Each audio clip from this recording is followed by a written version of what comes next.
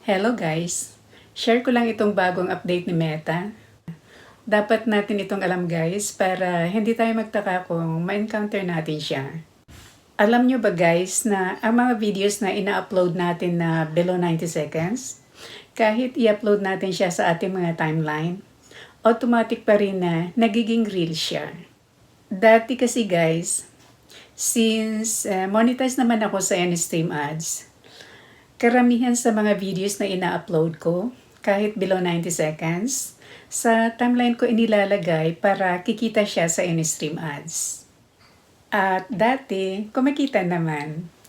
Pero lately, napansin ko na ang lahat ng mga videos na ina-upload ko, below 90 seconds, kahit sa timeline ko siya inilagay, automatic na nagiging reel siya at hindi na siya kumikita sa Stream Ads. Although, pag mag-check tayo sa mga Reels videos natin, hindi natin siya makikita dahil sa timeline natin siya inilagay.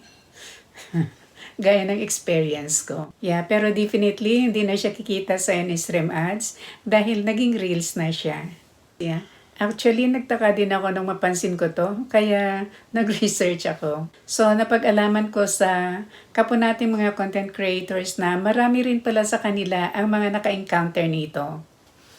At nagsimula ito mula mag-in-effect na yung bagong update ni Meta na per play na ang basihan ng mga earnings natin sa Stream Ads.